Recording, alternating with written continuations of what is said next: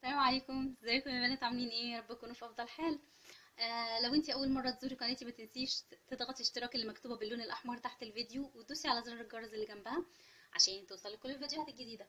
النهارده ان شاء الله هنعمل مع بعض فيديو صغير كده وايه. مش الفيديو نفسه صغير بس الفكره نفسها هي اللي صغيره. المقادير عندنا بسيطه: كوبايه ونص من الدقيق ونص كوبايه لبن. هما دول الاساس في المكونات اللي احنا هنحتاجها في الفيديو بتاعنا. طب تعالي نشوف هنعمل ايه. اول حاجه هحط اللبن هنا نص الكوبايه، وعايزه اقولك ان اللبن ده لازم يكون دافي عشان تشتغل الخميره عليه. وهنحط معلقه صغيره من الخميره الفوريه، تكون معلقه مليانه. وهضيف معلقه كبيره من السكر الحبيبات العادي. هضيف معلقه كبيره من الزبده تكون بدرجه حراره الغرفه.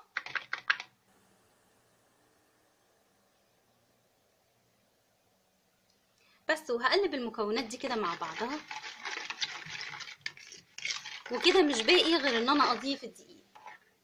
في ناس كتير بتبقى قلقانه الخميره تكون نشطه ولا مش نشطه. شايفه كيس الخميره من جوه شكله عامل ازاي؟ شايفه تحسي كده ان الخميره منطوره فوق وتحت وفي كل حته. لما تلاقي الخميره، لما تعملي الكيس كده وتلاقي الخميره تتنطور معاكي في الكيس من فوق كده، تبقى الخميره بتاعتك نشطه وشغاله. المكونات بتاعتنا بسيطه جدا جدا، هي المكونات اللي حطيناها وهنضيف الدقيق بس. فكده احنا ما ضفناش حاجه عن اللي احنا قلناه من الاول غير الحاجات اللي موجوده عندك في البيت: سكر، خميره، معلقه واحده بس زبده.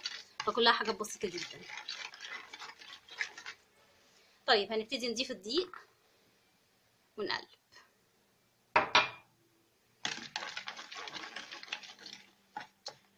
ونحاول ان احنا نمزج الزبده كده مع الدقيق مع المكونات. بعد كده هنحتاج ان احنا نمزجها بايدينا عشان نضمن انها تشربت كويس في المكونات بتاعتنا.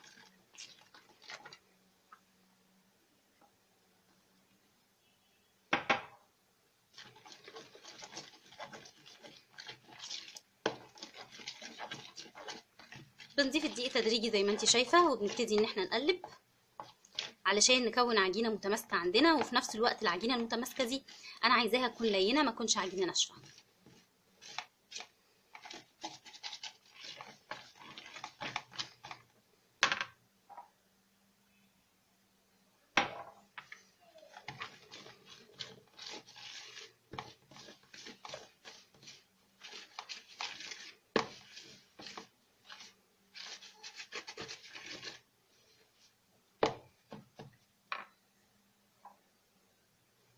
هنضيف بعد كده، بعد ما ضفنا كميه الدقيق كلها اللي هي الكوبايه ونص، هنضيف ذره من الملح.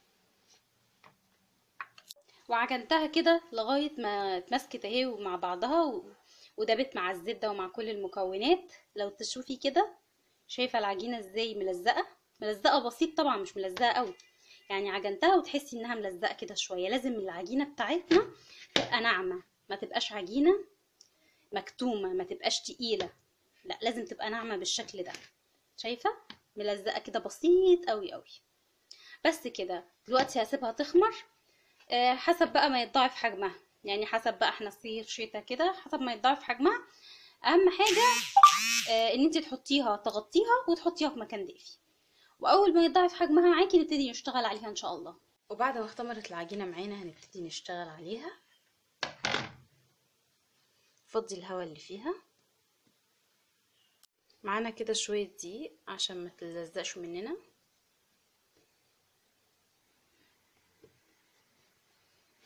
هبتدي اقسمها.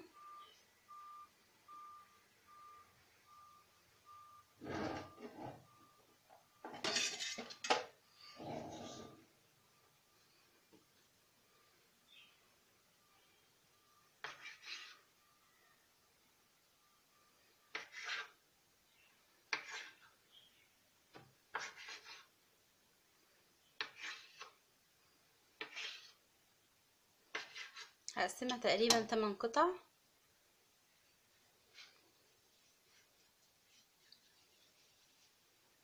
نعمل كل واحدة منهم كورة كده.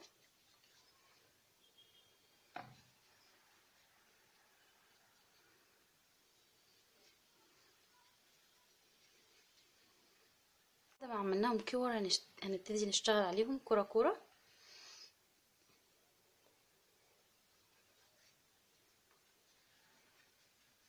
هنبدأ من النص ونكمل في الجناب.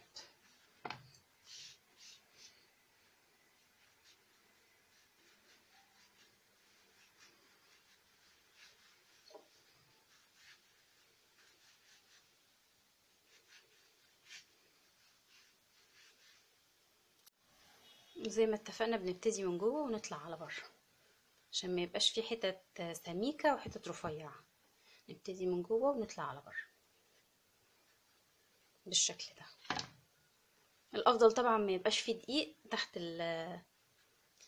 تحت العجينة واحنا بنعملها حبل كده، عشان هيضايقنا، هيخلينا ما نعرفش نلفها كويس. بالشكل ده ما تدوسيش عليها تبططيها، انا عايزه فيها نفس الشكل كده.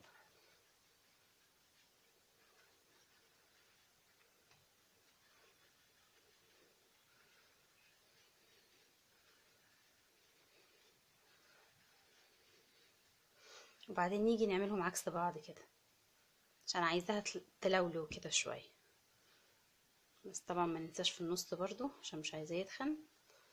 ناخد الاول النص ده نرفعه، نبتدي نعملهم عكس بعض بالشكل ده.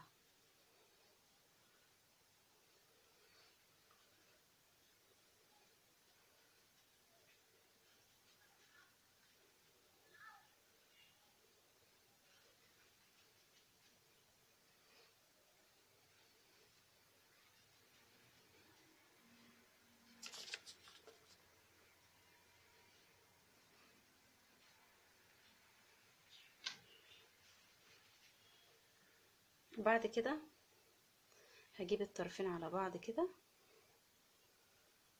وابتدي اعملها بالشكل ده.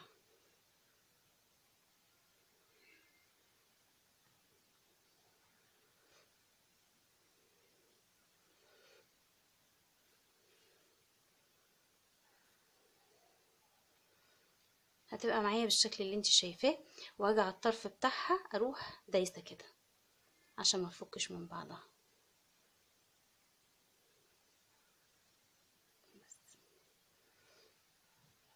عايزه اعمل كل الكميه تدي عندي الشكل ده في الاخر، وهركنها دلوقتي على جنب عشان هحتاج برضو اسيبها تخمر شويه صغيرين. بعد ما يعدي كده في حدود ربع ساعه هنقلب كل واحده على الناحيه التانية عشان ما تبططش من ناحيه وتبقى منفوخه من الناحيه التانية. عشان تبقى منفوخه من ناحيتين هنقلبها طبعا بالراحه خالص عشان مخرجيش الهواء اللي جواها او الاختمار اللي فيها. هنقلبها الناحيه التانية بالشكل ده. هنعمل كل القطع بالطريقه دي عشان زي ما قلتلك ما تبقاش منفوخه من ناحيه وناحيه لا. وبعد ما نعملها بالطريقه دي هنسيبها تكمل اختمار. وحطيت الزيت على النار واستناه يسخن قبل ما ابتدي انزلهم في الزيت. اما الزيت يسخن هنبتدي نضيفهم كده بالراحه. واحنا بنشيلهم عشان نحطهم في الزيت ناخد بالنا كويس قوي ان احنا نشيلهم بالراحه جدا عشان ايه شكلها ما يبصش مننا. طيب دلوقتي هي انا حطيتها في الزيت، هحطها طبعا في زيت متوسط، مش عايزه اعلي النار عليها علشان خاطر ما تستويش بس من بره ومن جوه تبقى مش مستويه خالص. فهخلي النار متوسطه الى هاديه. وما يبتدي ياخد لون بنقلبه على الناحيه التانية زي ما انت شايفه كده.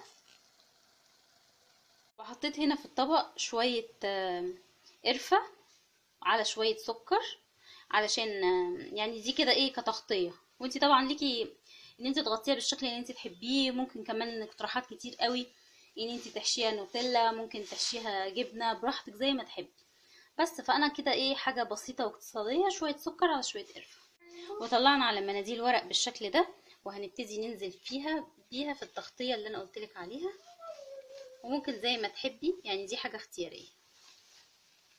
فانا مش هعمل الكميه كلها بالشكل ده، انا هعمل جزء منها كده وفي جزء هسيبه. وهنا بعد ما شلته من على النار ده الشكل النهائي ليه زي ما انت شايفه.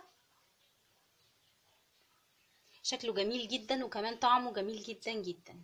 وتقدري زي ما قلتلك تعملي زي ما انت عايزه، تحطي سكر، ممكن ترشي صوص شوكولاته بيضه، ممكن تعملي اللي انت عايزاه، ممكن تحشيه جبنه، يعني ممكن تحوليه لحلو وممكن حادق. وهوريكي شكله من جوه. امم جميل جدا جدا، مستوى كويس قوي من جوه زي ما انت شايفه. انا عايزه اقولك انه حاجه كده وهم. وطبعا بمقادير سهله وبسيطه زي ما اتكلمنا في اول الفيديو. ممكن تعملي الكميه اللي انت عايزاها، ممكن كمان ان انت تحطي جزء منه في الفريزر، ولما تطلعيه بدرجه حراره الاوضه هتبصي تلاقيه يرجع كانه لسه معمول. شايفه شكله من جوه.